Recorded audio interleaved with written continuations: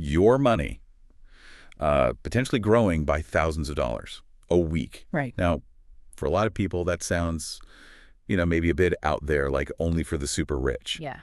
But is that kind of growth actually achievable for you, even if you're just starting out? Okay, let's unpack this. That's definitely an intriguing hook, isn't it? It grabs you straight away with that promise of serious growth. It really does. Yeah. And yeah, this deep dive is all based on that source material you shared with us, the YouTube video looking at stock investing for beginners.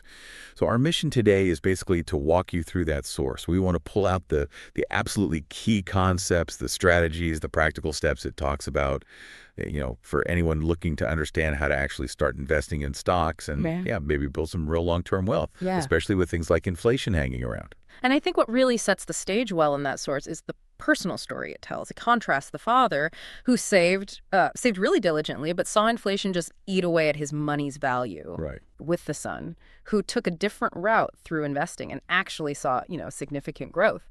It gives a very relatable why for even looking into this stuff. Exactly. It really puts the stakes right there, doesn't it?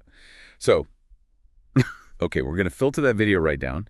We'll look at the big problem that points to inflation and the solution it offers, investing in stocks. We'll break down the mechanics, things like compound interest, dividends.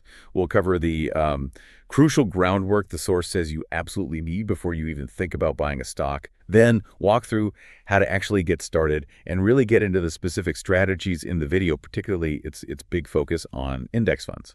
Yeah, the whole idea is to give you real clarity straight from this material to help you quickly get a handle on the potential and the practical side, too, so you can grasp the essentials without, feeling totally overwhelmed. Fantastic. So let's dive in. The source kicks off by hitting us with something that, well, it might seem a bit abstract, but has this huge impact on our money, inflation. What's the core message there?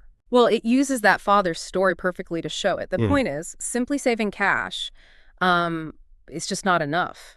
Because inflation means your money buys less over time. It loses purchasing power.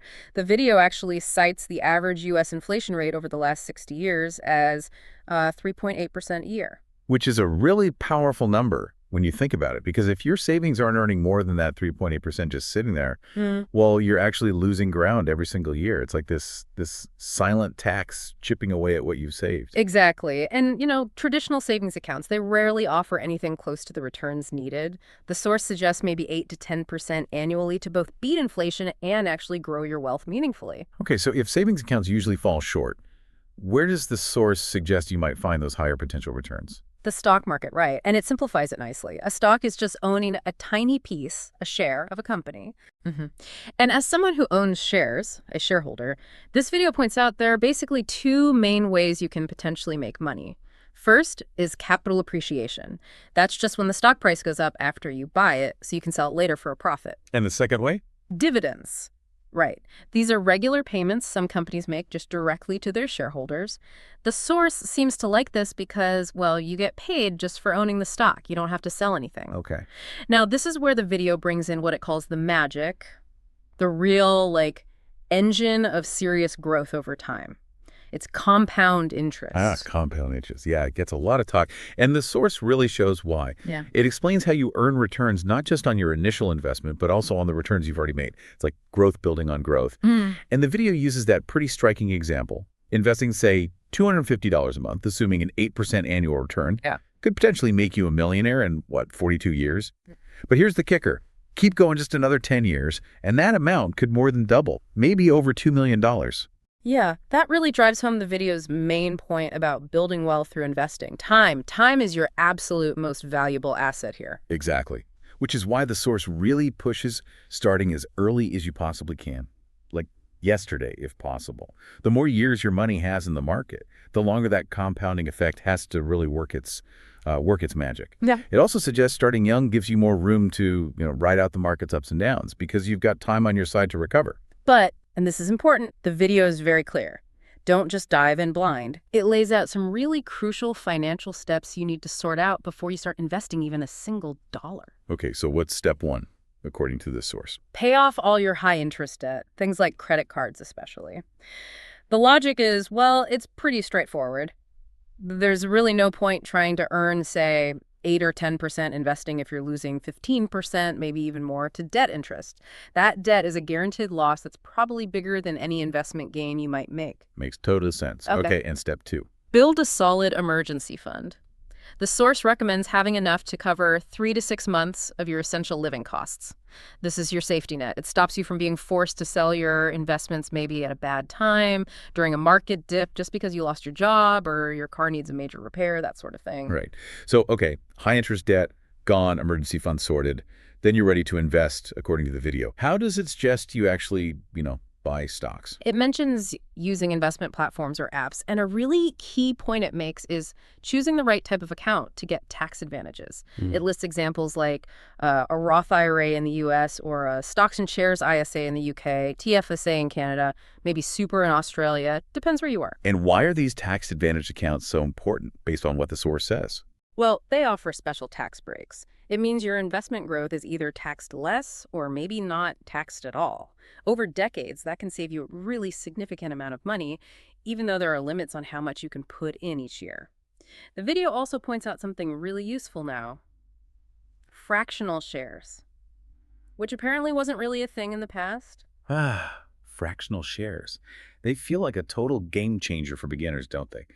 It means you don't need like hundreds or thousands of dollars just to buy one share of some big, expensive company. You can invest much smaller amounts, even just $1 sometimes, and buy a fraction of a share. The source sees this as super valuable for just getting started and getting your feet wet. Absolutely. It lets you kind of dip your toe in without needing a big chunk of cash up front. The video even notes that some platforms let you practice with, like fake money first, using real market data, which seems like a smart way to build a bit of confidence before using real money. Okay, now the big question everyone asks when they start: how do you actually pick which stocks to buy?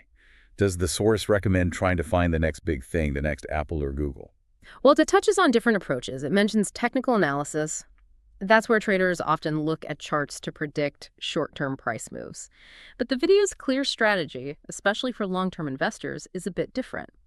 It focuses more on looking at a company's fundamentals, its financials, leadership, reputation, that sort of thing, believing that's key for long-term success.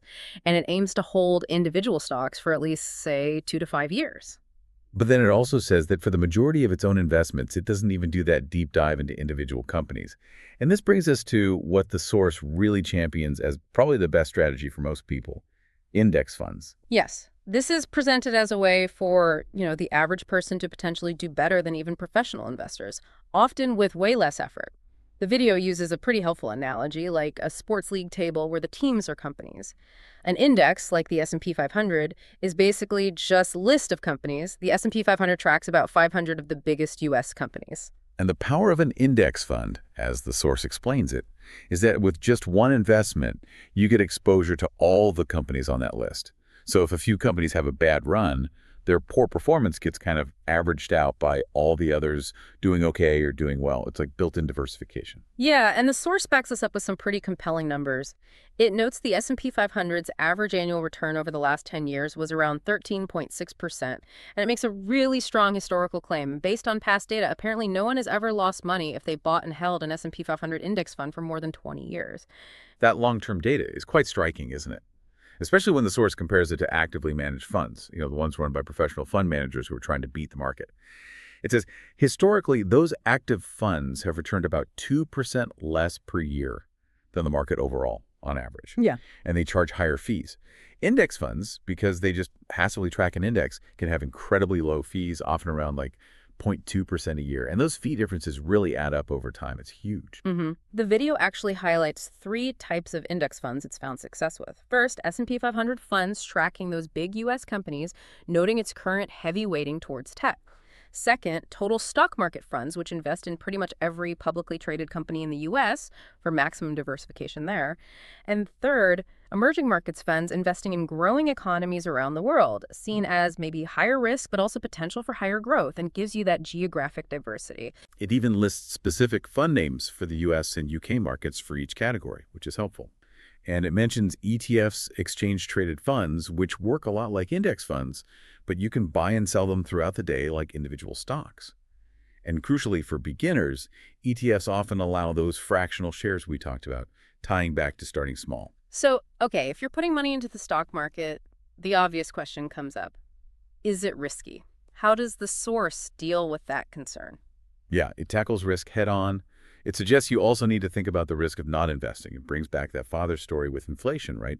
The video basically frames inflation as a very real risk to your money if it's just sitting there in cash doing nothing. And it argues that with diversification, like you get from broad index funds and by investing consistently over a long period, historical data suggests you can weather market crashes. While it does briefly mention bonds for maybe adding stability closer to retirement for younger investors, the video echoes this idea that the biggest risk might actually be not taking enough investment risk compared to inflation over the really long term. Okay, finally, the source hits on one of the toughest questions for new investors.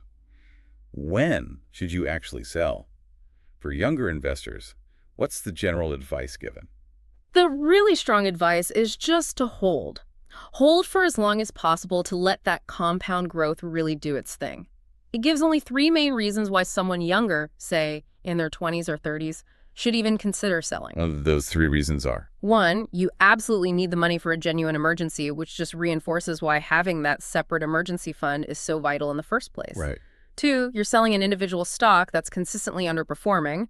After doing your research, though, again, index funds mostly take care of this concern. And 3, you've actually reached a specific financial goal you were saving for, like maybe the down payment on a house, or you've hit a specific target price you set for an investment. So the main principle from this source seems to be avoid panic selling when the market dips. Just try to adopt an invest and forget sort of mindset, at least until you hit one of those very specific goal-driven reasons or, a real emergency forces you to sell. Yeah, I think this deep dive has really pulled out the absolute core ideas presented in that source material you shared. It really has. It's distilled the main message pretty clearly. Let's just quickly recap the main takeaways from this video that really stand out for a beginner. First, that critical, maybe often underestimated threat that inflation poses just to saving cash. It's constantly eroding value. Second, the potential of the stock market, especially through diversified things like index funds, to both beat inflation and provide pretty significant growth over time, backed by those historical return figures mentioned, like the S&P 500's track record. Third, that incredible, almost exponential power of compound interest, and why the source makes such a compelling case for starting early, giving your money as much time as possible to grow. Fourth, that non-negotiable financial base you need before investing, getting rid of high-interest debt and building up that solid emergency fund. The source treats these as essential prerequisites, not just suggestions. Yeah, absolutely. And fifth, the video's really powerful argument for index funds, S&P 500, total market, maybe emerging markets, as a straightforward, low-cost, diversified strategy. It's presented as pretty much the ideal starting point for most people looking long-term. And kind of underpinning all of that is the long-term view holding investments, trying not to react emotionally to market swings, and only selling when it really aligns with the specific need or goal that the source laid out. Understanding these core ideas from this source really gives you a solid map, I think. It helps you look at starting to invest not as some super complicated, intimidating thing, but more like a clear path built on just a few really powerful principles. Absolutely.